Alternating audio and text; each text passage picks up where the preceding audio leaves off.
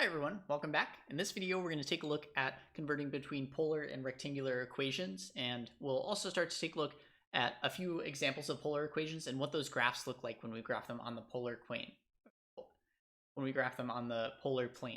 Specifically, we're looking at lines and circles for polar equations. Okay, so we're looking at converting between polar and rectangular equations. On the left here, we have a polar equation, r equals 4 times sine theta. And we're trying to find what this equation is in rectangular form, in other words, with x and y. To the right, I wrote down some of the identities that we can use from chapter 9, section 1, earlier in the section. And we're going to be using these to help us convert between polar and rectangular. To start off, so you might notice the first one says x squared plus y squared equals r squared. We have an r on the left side just by itself, so we're going to start by multiplying by r on both sides. So r squared equals 4 times, and I'm just going to place the r in between here, 4 times r times sine theta. Then we can replace r squared with x squared plus y squared. We can also replace the r sine theta with y because of the identity right there. Y equals r sine theta. So equals 4y. Now what we're going to be doing is working with this equation to change it to the equation of a circle. So this is a little bit of work from algebra 2. We're starting off by moving the 4y to the other side. And what we're trying to do here is complete the square for y. So we're trying to end up with a perfect square, y plus something times y plus something, or y plus something squared. To get a perfect square here, we need to add 4 to both sides. So x squared plus y squared plus 4y plus 4 equals, and sorry, I made a quick mistake here. When we subtracted the 4y from both sides, we should have a negative here. But we're still adding 4 to complete the square. Equals 4. So we added 4 to both sides. Now we have a perfect square under the y's. Y squared minus 4y plus 4, if we write that in factored form, is going to be y minus 2 squared equals 4. So now we have the equation of a circle. So we are finished at this point. This is the equation in rectangular form, x squared plus y minus 2 squared equals 4. And we have the equation of circle with a center at 0, 2, and a radius of 2. So again, that's just from algebra 2, writing equations of circles in rectangular form. Okay, next up, let's take a look at transforming an equation from rectangular to polar form. Okay, so our next example is going to be rectangular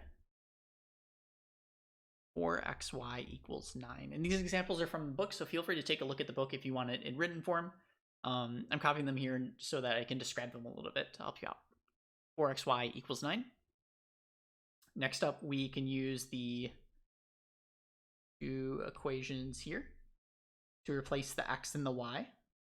So 4xy equals 9 is the same as 4 times r cosine theta times r sine theta equals 9. Next, I'm going to rewrite this combining the r's. So we have 4 times r squared times cosine theta times sine theta equals 9.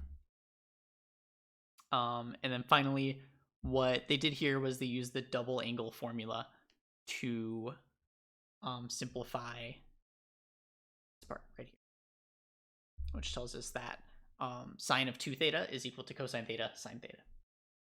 4 squared times sine 2 theta. If you're being asked to convert to polar, you're pretty much finished at this point.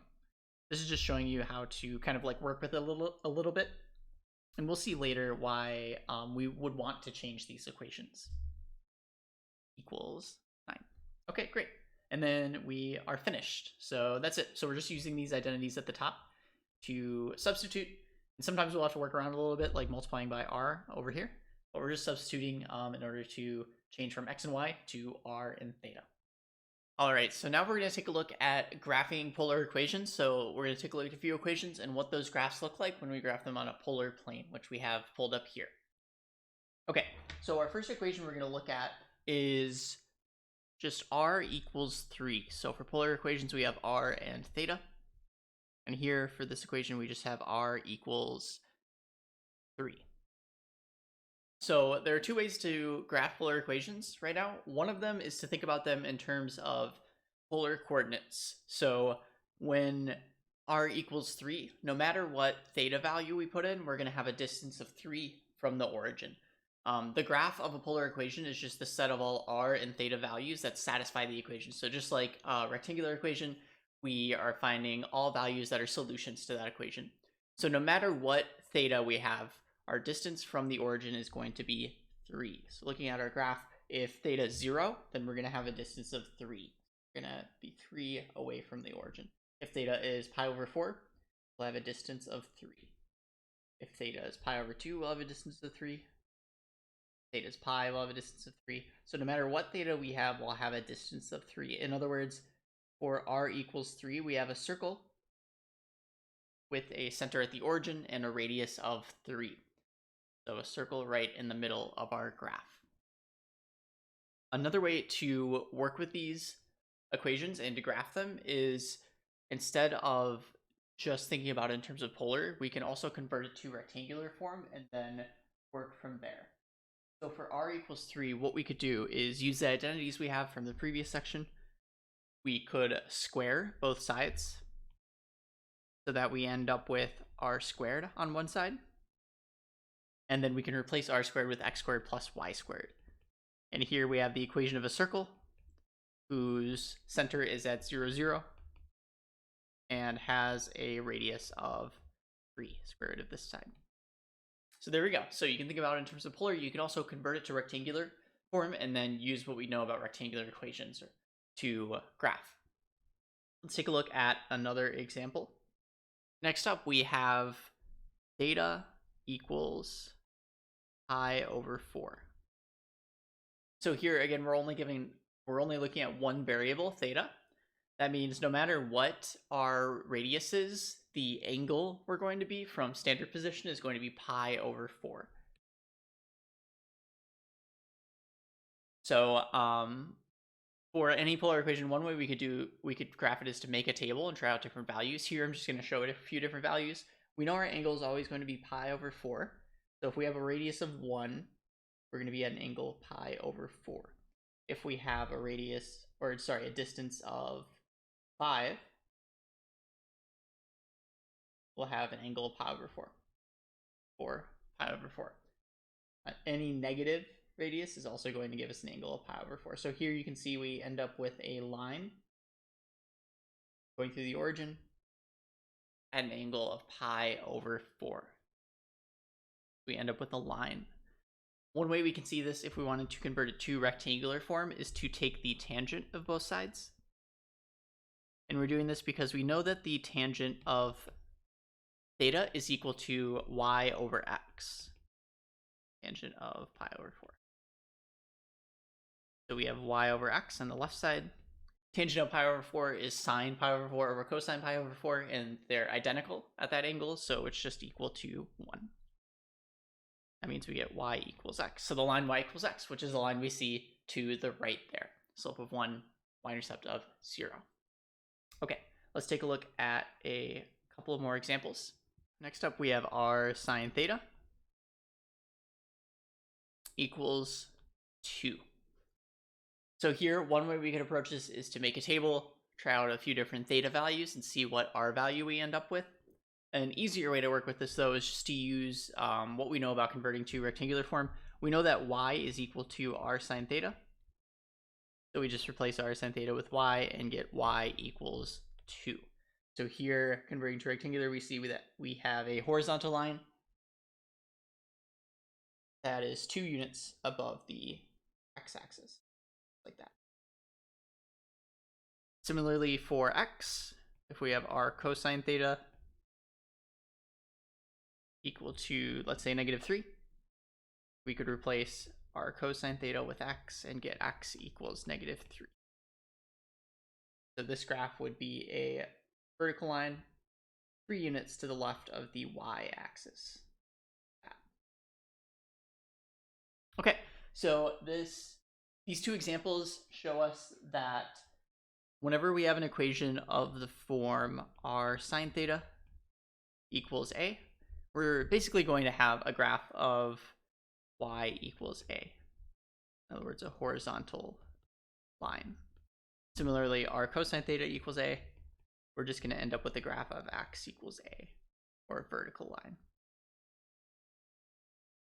And our book describes this in a section. Our book specifically doesn't use y and x, and it just says we have a vertical line if a is positive. For the first example, if a is positive, we have a vertical line a units above the origin. If a is negative, we have a vertical line a units below origin. But basically, we end up with vertical lines and horizontal lines. And sorry, for the first part, the y's, we have horizontal lines above and below. All right, so here we have the equation r equals 4 sine theta. Once again, we could make a table. We could also convert it to rectangular form. If we look back at the beginning of the video, we've actually already worked with this equation. So here we can multiply both sides by r squared equals 4r sine theta. We replace the left side with x squared plus y squared, and we replaced r sine theta with y, x squared plus y squared minus 4y. And then we ended up completing the square to find the equation of the circle in this case. After adding 4 to both sides, we end up with a perfect square. We get x squared plus y minus 2 squared equals 4. So we have a circle with a center at 0, 2, and a radius of 2. So the graph here, if we wanted to sketch that really quick, we have a center at 0, 2, and a radius of 2. 2 units above, 2 units below. Then I'm estimating right here about 2 units to the left, about 2 units to the 2 units to the right, 2 units to the left. We have a circle. Okay, so that's what our graph would look like here. We were able to convert it to rectangular form and then complete the square to find the equation of a circle. Let's take a look at another example. All right, so here we have r equals -6 cosine theta. So again, we'll start off by multiplying both sides by r. -6 r cosine theta. R squared can be replaced with x squared plus y squared, and r cosine theta can be replaced with x. So in this case, we can add 6x to both sides. And we are once again completing the square, but this time with x. So, equals 0. Okay, so for completing the square, we take our middle coefficient 6 divided by 2 and square it. So we have to add 9 to both sides. X squared plus 6x plus 9 plus y squared equals 9. And then we have a perfect square on the left, so we can rewrite this as x plus 3 squared plus y squared equals 9. So once again, we have a circle with a radius of 3. And here our center is at -3, 0. Okay, so if we were to graph this, we would be 3 units to the left, -3, 0, and then we have a radius of 3. 3 units to the right, 3 units to the left, up, and then 3. So the circle would look something like this. Okay, cool. So here a couple more examples of converting to rectangular form, finding the equation of circle, and then graphing our original equation by using that conversion. These two examples show us a couple of interesting equations where whenever we see an equation of this form, or if we have sine theta, we know we're going to end up with a circle, and then we can use actually information from that original equation to graph the circle really quickly without converting it. Let me pull it up from the book really quick. Okay, so as you can see, our book lists out these equations. Whenever we have r equals 2a sine theta, we're going to end up with a circle with a radius of a and a center at 0, a. If we have -2a sine theta, we have a circle with a radius of a, center at 0, a. And same thing with cosine. We end up with a circle, except the x value of the center is changed. So one thing to note is the coefficient here is going to be 2 times where the what the radius is, and then it's going to be 2 times the shift in the center, either to the right or to the left. So we take our coefficient here, divide it by 2, and then whatever number we end up with is going to be our radius, and it's also going to tell us where the center is for this circle. Taking a look back at our examples, here we started with -6, so we knew that our radius was going to be 3, and it's going to be half of that, and because it's -2 times a. And then in this case, the center is going to be 3 to the left, 0.